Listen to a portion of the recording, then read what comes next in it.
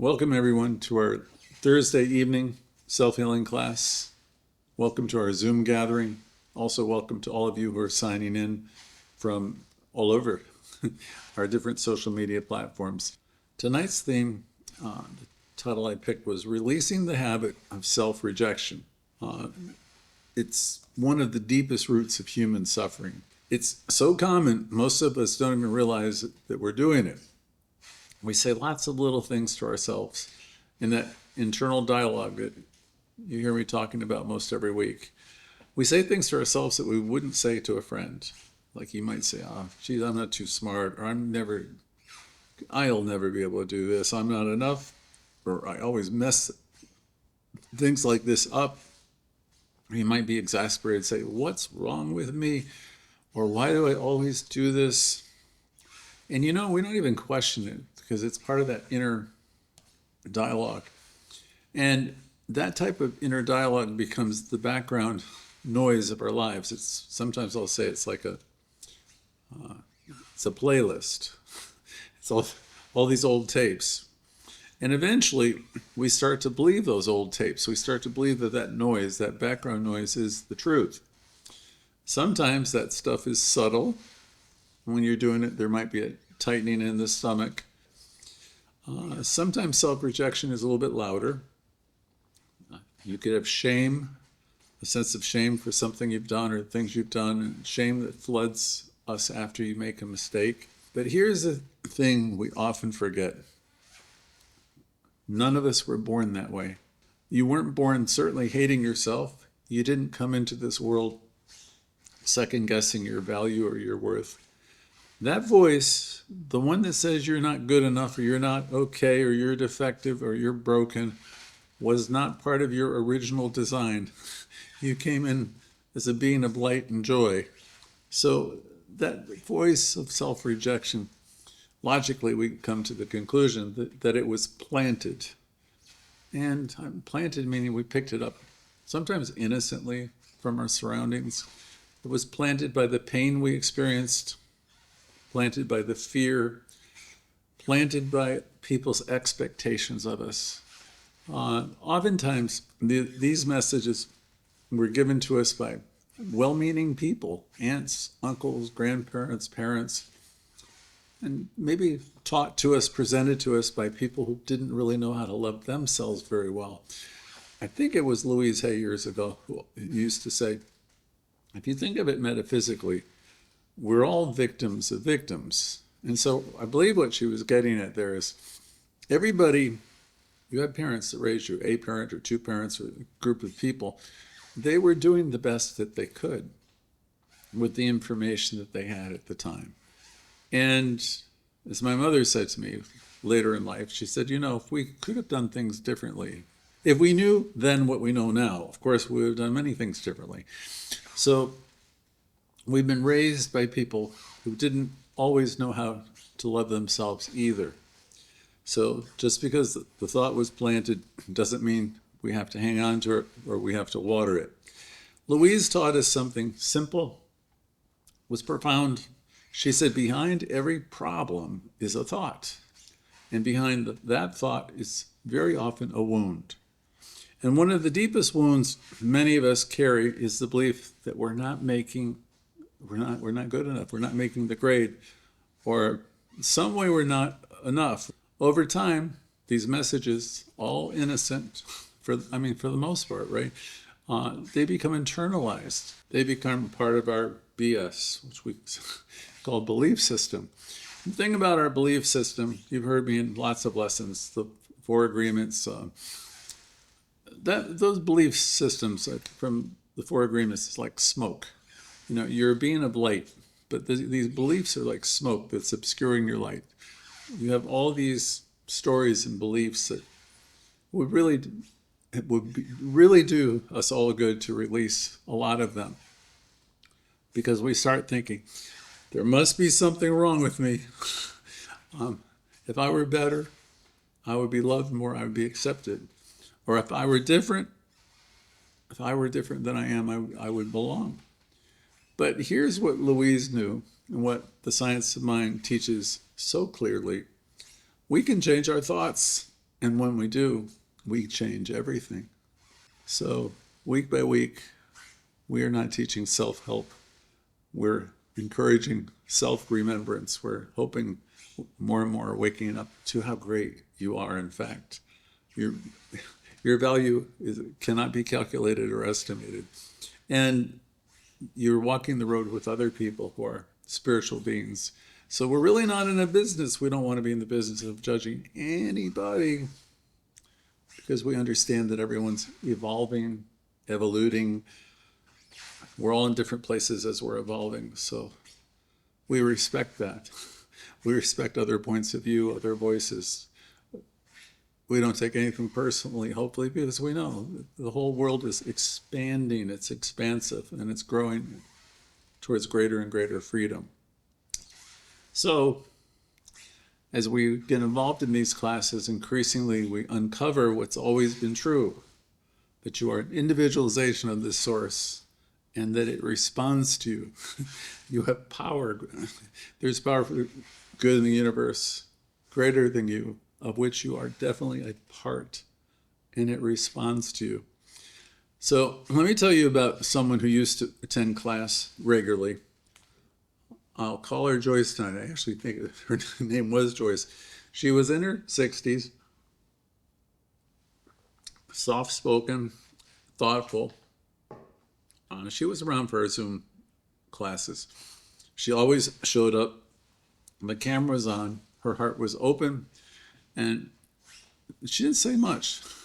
But one night, after the longest time, I don't know, it seems like months of listening, she unmuted her mic, and her voice was strong, but you could hear she was struggling with something. She said, I've been doing this mirror work. You all know what the mirror work is. We hold the mirrors up and we'll say, I love, accept, and approve of you. But anyway, Joyce was doing her mirror work. She said, like you'd speak about in the classes. And she said, every morning I stand there and I say, I love you, Joyce. She said, well, I try to say it because the words really, I struggle with the words. She says, they catch in my throat like I'm choking on a lie. So she was having a problem with working with the mirror. And in that moment, just about everybody in the room were holding their breath because we all felt it, the truth, that raw human. She was being honest with us and herself. There was a place in all of us that understood what she was saying.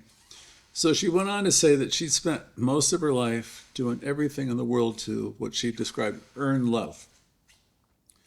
She said it started when she was young. She had to be the best girl in the family. She wanted to do everything in the world to please her mother, father, brothers, sisters, everybody.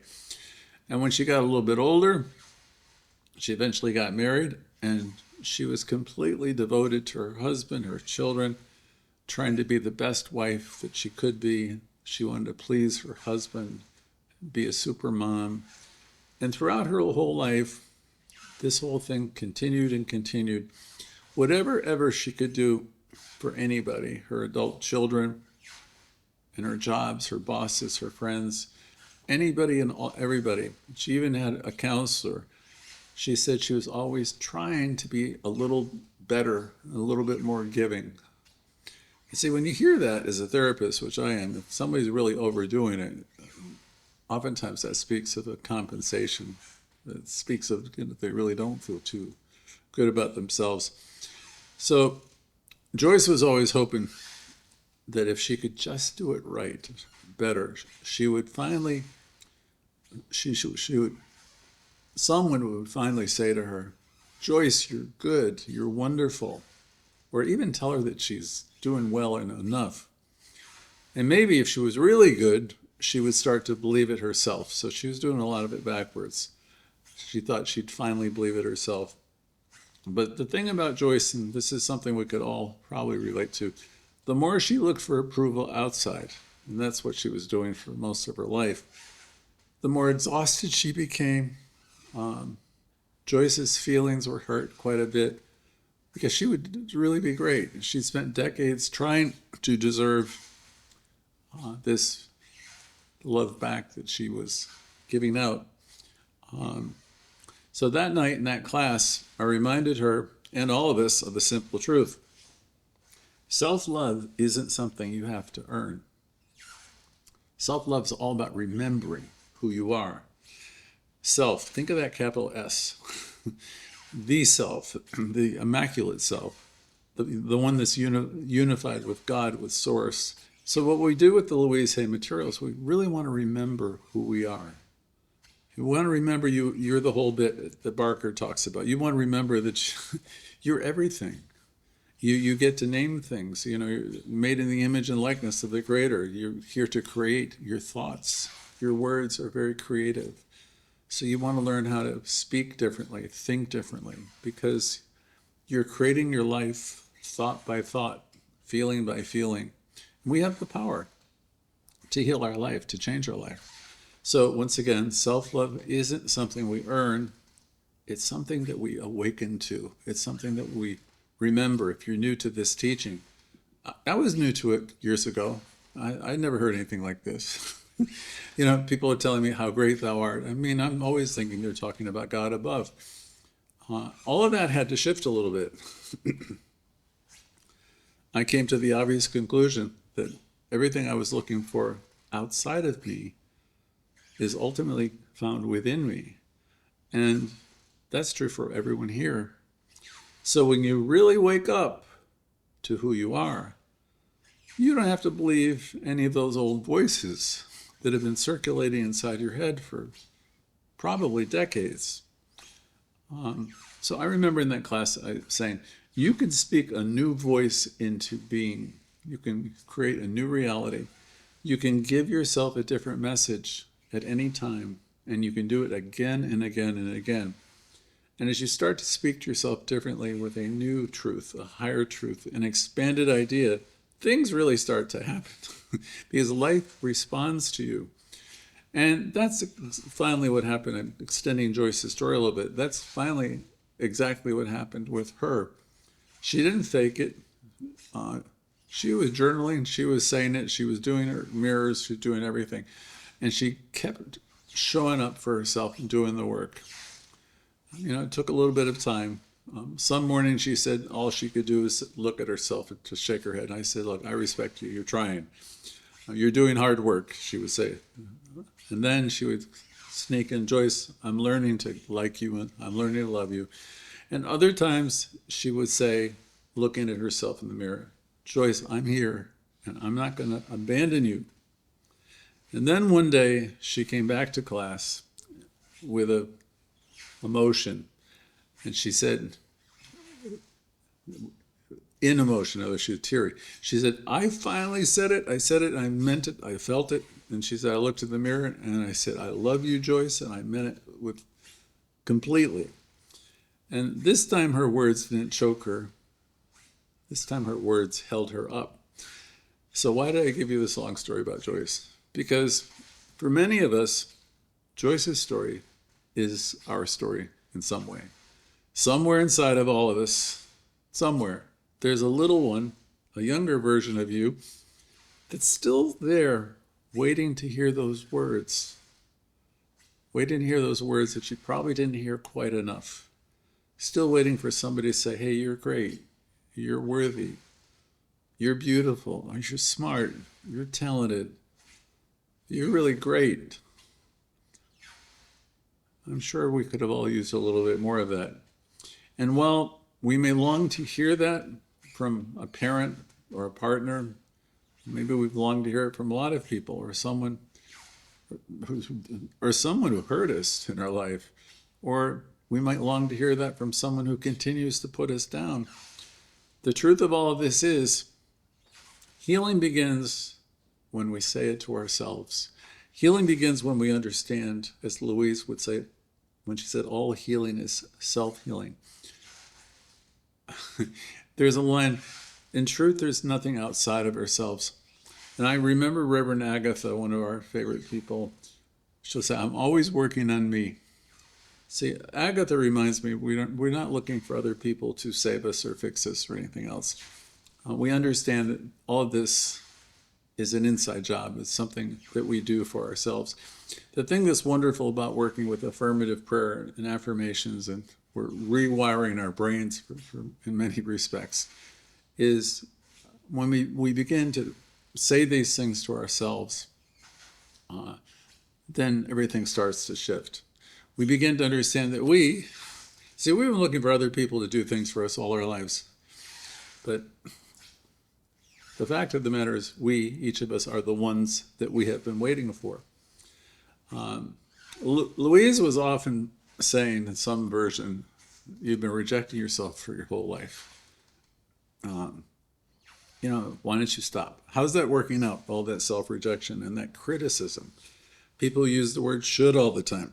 I should do this, I should do that. It's like that's a critical inner dialogue. It's working against you. So Louise was always trying to get us to see that we must accept ourselves first. And she meant totally, even with our flaws, that we must love and accept ourselves just the way we are. She understood that we're all learning and we're evolving and we make mistakes, and that's perfectly okay. And we learn. My favorite teacher, Dr. Bill, used to say, life is like a schoolhouse. You have lots of lessons to learn. It's all here for your growth, your betterment, and your expansion. So Louise, too, understood that we're all learning, evolving, and we learn through self-approval and self-acceptance. So she would tell us, try approving of yourself, and you'll notice what happens. And that's what the Lady Joyce did. That's what she did. And that's what we're doing here even tonight. We're not trying to be perfect, not even close. We're not trying to erase our past. But what we're doing is we're laying down the whip of self-rejection. So there's another piece that can help bring this lesson to life, I think, not just as a theory, but as an experience. And it starts out with something that might sound very simple. For some of us, it's very easy, but it's very hard for other people. When you're going through tough times, rather than numb yourself out, let the feeling come through. I learned that in a 12-step program over 40 years ago, which was feel your feelings. You don't want to avoid everything. You avoid everything, you're not dealing with it. If you're avoiding everything, you're stuffing your feelings. So this is my advice for this that goes with this lesson. And it's hard for some people. Let whatever feelings need to be felt come through. So that's right. Feel what you need to feel, because people are used to stuffing it down or numbing it or avoiding it or minimizing it or covering it up with something shinier. Could be alcohol, drugs, or behavior. Most of us weren't taught how to feel safely. We were taught how to delay our emotions. We were taught how to be quiet. We were taught how to disguise them. Recently I did a talk. We have these social masks that we wear. But we were taught how to clean it all up before anyone noticed. And some of us became experts at smiling through pain, grinning and bearing it. Some of us have learned to make a joke out of anything real. And then there's a lot of people, I have friends who went numb altogether. And when that becomes your way, your default, it starts to feel normal. But if we want to stop self-rejecting, we want to love ourselves and really get this teaching and live this wonderful life that we can, if we really want to anchor our affirmations like I'm enough, I'm wonderful, I'm the whole bit, then we have to be willing to do something courageous, and we have to let the feelings that were once shut down move through us. So whatever comes up, it doesn't matter. Things come up, I'll say something, and something contrary will come up, and I'll say, thank you for sharing, or I release you. I release you now into the nothingness from whence you came. You don't have to analyze this when it happens either, and we don't have to give it great meaning. We don't have to tear into every single thought. We simply need to listen without judgment.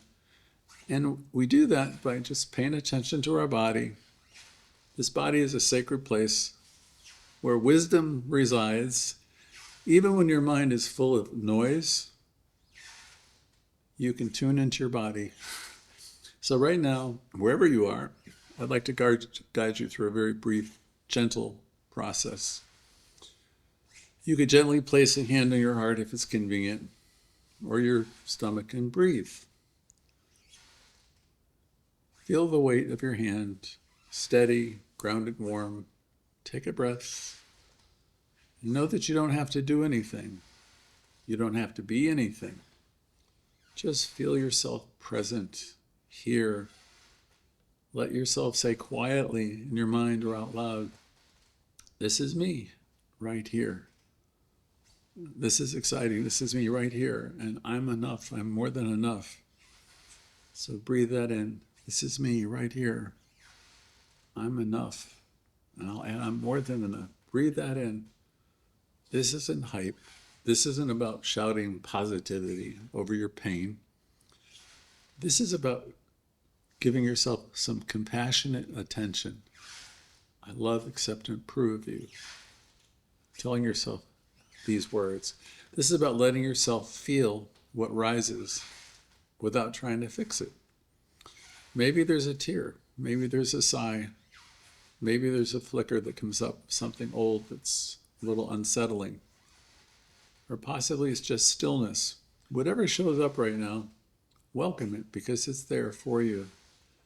And if your mind starts to wander or wants to figure it out, gently return to your hands, your chest, and gently take another breath. Breathe into your heart. Know that you are creating safety in your own body, the kind of safety that no external validation can ever replace. You are the whole bit. Deep at the center of your being is this connection to eternal life. So just go there and know that you are safe in your own body. So take another breath. You're not behind. There's not a person in our gathering that's behind in any way. No one's broken. You're all doing it beautifully, your own time and space. And when you're ready, of course, you can open up your eyes if they were closed. Wiggle your fingers, your toes. And bring yourself back into our space. And hold this beautiful moment close. Let's take another breath. We've opened up a big topic tonight. And if you've ever struggled with the feeling that you weren't good enough or that something was fundamentally wrong with you, please hear this clearly right now from someone who sees you. That was never, ever the truth of your being. It may have felt true. It may have sounded true, especially in someone else's voice, but it was never, ever the truth. It was never your truth. And again, Louise Hay taught it to us beautifully when she said, look, we've been criticizing ourselves for a long time. It doesn't work. We want to begin today, approving of ourselves and noticing what will change. All healing comes from self-acceptance and self-approval. So again, this isn't about self-aggrandizement or any of that. It's not about pretending to be confident. It's about coming home to source, to the realization that you are spectacular, you are one with the one. It's coming home to that place deep inside of you that already knows your worth. That quiet, unshaken center that's never, ever forgotten who you are. The part of you that's been whispering all along, you don't have to earn this. You are enough. You're great. You're wonderful. Again, you don't have to do this perfectly. Wherever you are, begin slowly, lovingly to turn toward the parts of yourself or your life where you have judged yourself, or the parts of yourself that you have ignored or maybe tried to fix. Maybe you've been doing this for years. Turn to that inner child, the anxious one, the one who feels unlovable, the one who keeps trying to prove and strive and overachieves, the one who freezes when at the mirror. Turn to that child, the one who flinches when there's a word of praise. Because here's the thing, you're not here to shame those parts of you. You are here to welcome them home. You are here to begin a new relationship with yourself, one that doesn't demand you doing anything perfectly. one that begins with a recognition and starts with grace. So let's try this together if you're able. Again, place a hand gently on your heart. And if it feels comfortable, whisper softly or simply say these words in your mind. Even if I've judged myself, even if I haven't always felt worthy, today I choose to see myself through loving eyes. Again, today I choose to see myself through loving eyes. I was born whole, I was born worthy, and I am enough. I'm more than enough. So everyone, let's let those words echo through you today. Let them speak to the places that have gone numb or silent, to the places that are still waiting. This isn't about forcing a new belief. This is about creating space for a new way of seeing to emerge.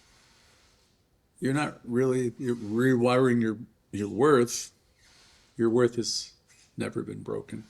But your rewiring is your remembrance. And that happens not through pressure, but through softness and trust, through grace, through practice. We're practitioners, we practice. So, a couple more things. Every time you say, I'm enough, you're reshaping the way your subconscious sees you. You're lifting the old masks up. You're letting the real you breathe. You're breaking the contract with the old program, the one that said that you have to do something for love, you have to earn it, or you have to hustle to be worthy, that you have to be perfect here to belong. And when you do that, you're writing a new contract, a living contract, and you're declaring, I don't have to take care of everyone. I don't have to do all kinds of things. I don't have to fix myself because I'm lovable exactly as I am. I'm enough right now, not someday, but right now. So let's all take that in. Let's have that settle in.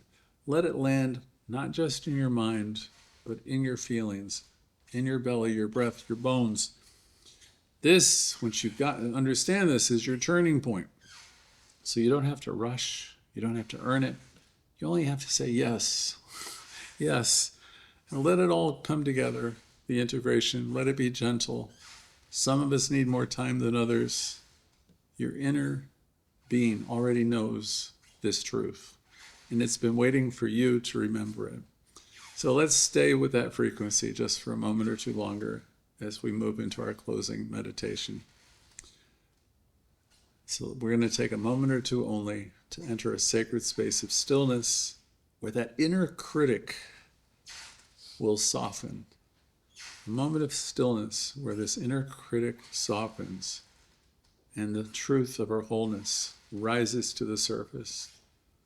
If you can close your eyes, great.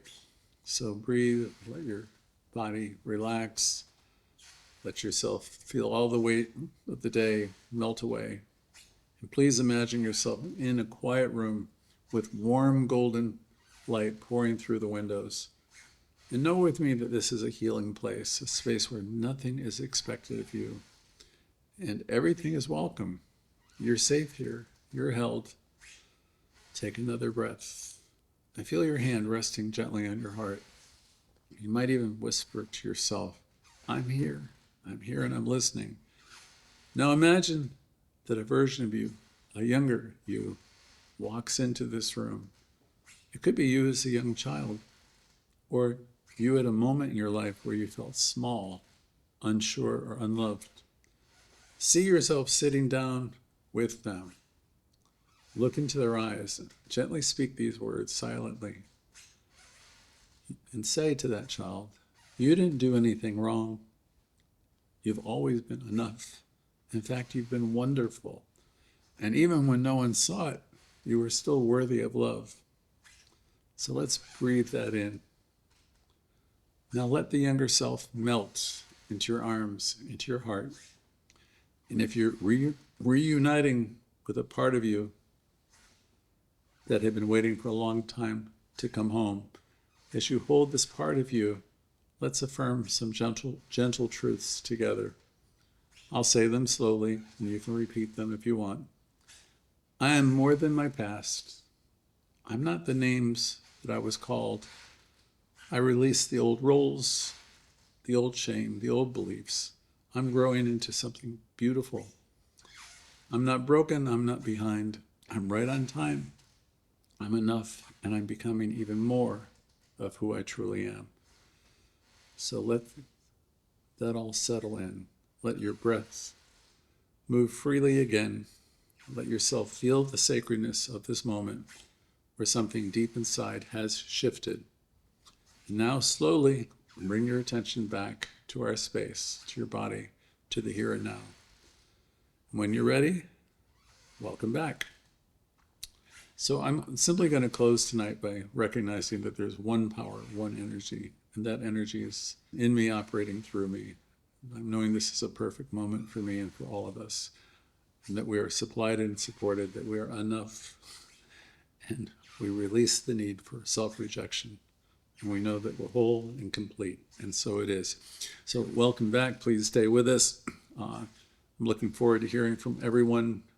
Please talk about what came up. If you are in the process of unlearning some self-rejection or whatever else is on your mind. If you're new, please say hello. So thank you for being with us.